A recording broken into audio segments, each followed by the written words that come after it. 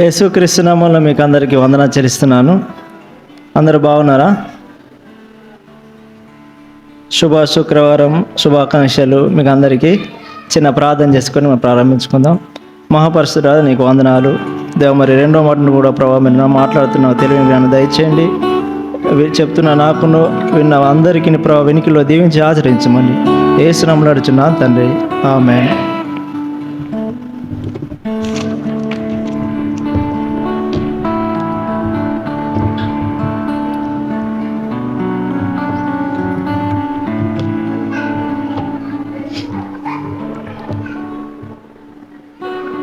రెండవ మాట లూకాసు వార్త 23వ అధ్యాయము 43వ వచనంలో చదువుకున్నట్లయితే 42-43. ఆయనను చూసి యేసు, నీవు నీ రాజ్యంలోనికి వచ్చినప్పుడు నన్ను జ్ఞాపకం చేసుకొనుమనెను. అందుకు ఆయన వానితో, నేడు నీవు నాతో కూడా పరదేశంలో ఉందని నిశ్చయంగా నీతో చెప్పుచున్నాను. సో యేసు ప్రభు వారు ఇద్దరు దొంగల మధ్య సిలువ వేయనట్టుగా మనం చూస్తున్నాం. సో మొదటి మాట క్షమాపణ గురించి మనం విన్నాం. రెండో మాట ఏంటంటే రక్షణ నిశ్చయత. సో ఈ రెండో మాట మనం దీన్ని చూసినట్టు మనం చాలాసార్లు విన్నాం, బట్ 10 నిమిషాల్లోనే ముగించడానికి ప్రయత్నం చేస్తాను. ఇద్దరు దొంగలు అనే వ్యక్తి వాళ్ళు తప్పు చేయబడి సిలువ వేయబడ్డారు. కానీ యేసు ప్రభు ఇలాంటి తప్పులు చేయకుండా అన్యాయంగా సిలువ వేయడం జరిగింది.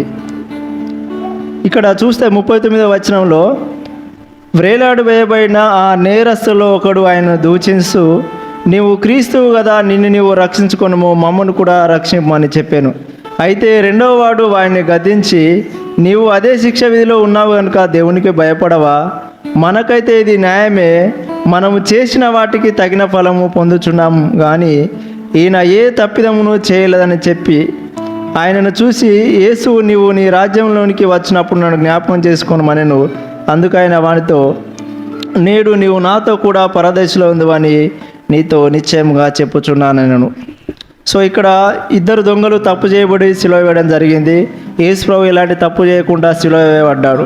కానీ అక్కడ ఇద్దరు దొంగల్లో ఆ ఇద్దరిలో వాళ్ళ మాటల్లో వ్యత్యాసం మనకు కనబడుతుంది. ఇద్దరూ తప్పు చేయబడ్డారు. ఒక వ్యక్తి మాత్రము, మొదటి వ్యక్తి దొంగ ఏమంటున్నానంటే, ఆయనను క్రీస్తుని దూషిస్తూ అవమానపరుస్తూ, నిన్ను నీవే రక్షించుకోలేవు, మమ్మల్ని ఎట్లా రక్షిస్తావు, ఫస్ట్ నిన్ను నువ్వు రక్షించుకో, తర్వాత మమ్మల్ని రక్షించమని అక్కడ యేసు ప్రభువుని ఎగతాళి చేస్తున్నట్టుగా మనం చూడగలం. ఇక్కడ రెండో వాడు ఏం చేస్తున్నంటే, మనం అదే శిక్ష విధిలో ఉన్నాగా దేవునికి భయపడవా అని ఆయన, మనకైతే ఇది న్యాయమే, ఎందుకంటే మనం తప్పు చేసి శిక్ష అనుభవిస్తున్నాం కాబట్టి ఇది మనకు న్యాయము. కానీ యేసు ప్రభు వారు ఎలాంటి తప్పు చేయకుండా అన్యాయంగా సిలువ వేయడం జరిగిందని ఆయన చెప్తున్నాడు. సో ఇక్కడ ఆయన ఒక విషయం ఏంటంటే, ఇక్కడ ఇక్కడ ఆయన ఒక వ్యక్తి, ఇద్దరు వ్రేలాడబడుతున్నారు. ఆ యేసు ప్రభువుని అక్కడ వాళ్ళిద్దరు ప్రశ్నిస్తున్నారు. ఒక వ్యక్తి మాత్రమేమో యేసు ప్రభువుకు ఆయన నిజమైన స్థితిని, ఆయన యొక్క తప్పులను గుర్తు చేసుకునే యేసు ప్రభువుని ఏమంటున్నంటే, ఆయన పశ్చాత్తాపడుతూ, నీ రాజ్యంలోకి వచ్చినప్పుడు నన్ను జ్ఞాపకం చేసుకున్నావని అక్కడ యేసు ప్రభువును ఆయన జ్ఞాపకం చేసుకోమని అడుగుతున్నట్టుగా మనం చూడగలం. మొదటి వ్యక్తి ఏమో ఆయన ప్రశ్నిస్తూ తర్వాత ఆయన అవమానిస్తున్నాడు. ఆ సెకండ్ పర్సన్ ఏమో ఆయన ఏం చేస్తున్నంటే, నీ రాజ్యంలో వచ్చినప్పుడు నన్ను జ్ఞాపకం చేసుకున్నావని అక్కడ చెప్తున్నట్టుగా మనం చూడగలం. దీన్ని బట్టి మనం ఏం అర్థం చేసుకోవాలన్నమాట, సో యేసు ప్రభు అనే వ్యక్తి ఎప్పుడైతే మన తప్పులను ఆయన ముందు ఒప్పుకుంటామో, ఆయన ఎలాంటి దొంగ అయినా ఎలాంటి పర్సన్ అయినా ఆయన మనందరినీ అంగీకరిస్తాడు, ఆయన యాక్సెప్ట్ చేస్తాడు. కానీ ఇక్కడ సో మనం యేసు ప్రభు ముందు మనం తప్పు చేసినామని మనం ఒప్పుకొని ఆయనను రక్షించమని మనం అడిగినప్పుడు మాత్రమే ఆయన మనం రక్షించగలుగుతాడు. సో కాబట్టి దేవుడు మనకు అవకాశం ఇచ్చినాడు. ఇక్కడ మనం చూస్తే రక్షణ అనేది అది ఫ్రాక్షన్ ఆఫ్ సెకండ్లో జరుగుతుంది. ఇక్కడ ఇద్దరికి అవకాశం ఉన్నది పరలోక రాజ్యానికి వెళ్ళడానికి. కానీ ఒక వ్యక్తి ఏమో అతనికి ఇచ్చిన అవకాశాన్ని ఉపయోగించుకోలేదు. ఒక వ్యక్తి ఏమో అతనికి ఉన్న అవకాశాన్ని ఉపయోగించుకొని ఆయన పరదేశికి వెళ్ళినట్టుగా మనం చూడగలం. సో మన నిర్ణయాన్ని బట్టే జీవితంలో చాలా ముఖ్యమైన నిర్ణయం ఏంటంటే, సో సమయం ఉన్నప్పుడే యేసు ప్రభువుని తెలుసుకోవడం చాలా చాలా ప్రాముఖ్యమైన విషయం. రేపు నమ్ముకుందాంలే, ఎల్లుండి నమ్ముకుందాంలే అని అనుకొని మన పోస్ట్ పోన్ చేసితే రేపేం జరుగుతుందో మనకు తెలియదు. ఎందుకంటే మనుషులేం కాబట్టి భవిష్యత్తు గురించి కానీ రేపు ఏం జరుగుతుందో మనకు తెలియదు. కాబట్టి దీపం ఉన్నప్పుడే ఇల్లు చక్కబెట్టుకోవాలి. మనకు సమయం ఉన్నప్పుడే యేసు ప్రభువుని నమ్ముకుంటే మనం పరలోక రాజ్యానికి వెళ్ళే అవకాశం ఉంటుంది. లేదా నా ఇష్ట ప్రకారం జీవిస్తాను, నా జీవితము నా ఇష్టము అని యేసు ప్రభువుని కాదని మనం జీవిస్తే మొదటి దొంగ ఏ పరిస్థితిగా పరలోక రాజ్యాన్ని వెళ్ళకుండా అతని జీవితానికి అతనే శిక్ష ఎలా విధించుకున్నాడో ఆ విధంగా మనం అయ్యే అవకాశం ఉంటుంది. సో కాబట్టి మనం అవకాశం ఉన్నప్పుడు యేసు ప్రభువుని ఖచ్చితంగా తెలుసుకోవాలి. సమయం అనేది మన చేతుల్లో ఎప్పుడు మన చేతిలో ఉండదు.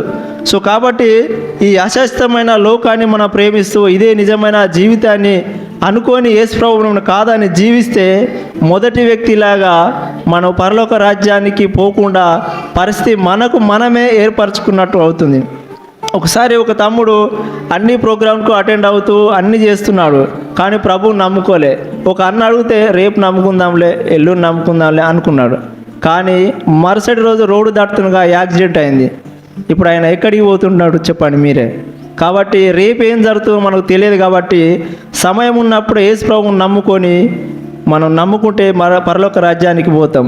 లేదంటే మనం పరలోక రాజ్యానికి పోయే అర్హతను మనకు కోపడు. నీ జీవితం నీ చేతుల్లో ఉంది. నీ నిర్ణయాన్ని బట్టే పరలోకమా నరకమా అని నువ్వు డిసైడ్ చేసుకోవాలి. ఇక్కడ ఇద్దరు దొంగలు ఉన్నారు, వారికి ఇద్దరికి ప్రభువారు అవకాశం ఇచ్చాడు. ఒక వ్యక్తి ఏమో మంచి నిర్ణయం తీసుకొని యేసు ప్రభువుని నన్ను జ్ఞాపకం చేసుకున్నప్పుడు యేసు ప్రభు యాక్సెప్ట్ చేసి ఖచ్చితంగా నువ్వు పరదేశంలో ఉంటావని అక్కడ అభయం ఇచ్చినట్టుగా మనం చూడగలం. బైబిలే దేవుని వాక్యము, దేవుని మాటే నగ్న సత్యము. కాబట్టి ఇక్కడ దేవుడే అంటుండు, అందుకైన వానితో నేడు నువ్వు నాతో కూడా పరదేశంలో ఉందామని నిశ్చయంగా చెప్తున్నా అంటే డౌట్ లేదు, నేను వెళ్ళినప్పుడు తప్పకుండా మీరు నాతో వస్తారని అక్కడ చూస్తాం. కాబట్టి మన నిర్ణయం అనేది చాలా చాలా ప్రాముఖ్యమైనది. కాబట్టి చాలామంది చర్చికి వస్తారు కానీ ప్రభువుని నమ్ముకోరు. ఏదో కార్యక్రమాలు అటు వాక్యాలు ఇంటూ పోతుంటారు, వాళ్ళ జీవితంలో మార్పులు ఉంటాయి. సాల్వేషన్కి మార్పు ఏంటంటే మారిన జీవితమే రక్షణకు నిదర్శనం. కాబట్టి మనం మారకుండా ఎన్ని సంఘానికి వచ్చినా ఎన్ని ప్రోగ్రాంలు వచ్చినా లాభం లేదు. సో కాబట్టి మనం అర్థం చేసుకుందాం, ఈ లోకం అనేది అశాస్త్రమైనది. రేపు ఎల్లుండి ఎప్పుడు ఏం జరుగుతుందో అది మన చేతిలో లేదు. కాబట్టి ఇక్కడ క్రీస్తుని పోగొట్టుకుంటే అక్కడ కావాలన్నా దొరకడు, ఇక్కడ మనం చనిపోయిన తర్వాత. కాబట్టి ఈ అశాస్త్రమైన లోకాన్ని మనము అంగీకరించి దీన్నే జీవితం అనుకుంటే మనం చాలా ప్రమాదం జరిగే అవకాశం ఉంటుంది. కాబట్టి మన క్రీస్తుని గురించి తీసుకునే నిర్ణయం అనేది చాలా చాలా ప్రాముఖ్యమైనది. ఎందుకంటే చాలామంది ఏం చేస్తారంటే రేపు నమ్ముకుందాంలే, ఎల్లుండి నమ్ముకుందాంలే అని చాలామంది పోస్ట్ పోన్ చేస్తారు. బర్త్డే నమ్ముకుందాం, లేకపోతే పెళ్ళి అయిన తర్వాత నమ్ముకుందాం అని చాలామంది ప్రయత్నం చేస్తారు. కాబట్టి అవకాశాలు అనేటివి మళ్ళీ మళ్ళీ రావు.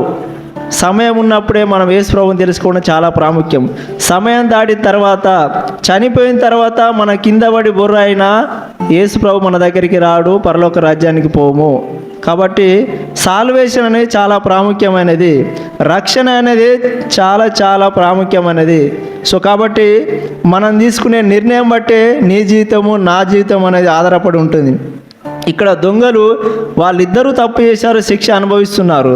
కానీ అయినా కానీ అక్కడ ఇద్దరికి అవకాశం ఉన్నది పరలోక రాజ్యాన్ని పోవడానికి. కానీ ఒక వ్యక్తి ఏమో అతన్ని దూషిస్తూ అతను అవమానపరుస్తూ అతను సరైన నిర్ణయం తీసుకోలేదు. కానీ ఇంకో వ్యక్తి ఏం చేసినట్టే యేసు ప్రభువును బతిమిలాడుతూ నేను చేసిన తప్పును క్షమించమని అక్కడ అడుగుతూ నన్ను కూడా జ్ఞాపకం చేసుకోవా ప్రభు అన్నప్పుడు ఆయన తప్పకుండా అని అక్కడ యేసు నిశ్చయంగా నువ్వు నాతో కూడా ఉంటావని అక్కడ చెప్తున్నాడు.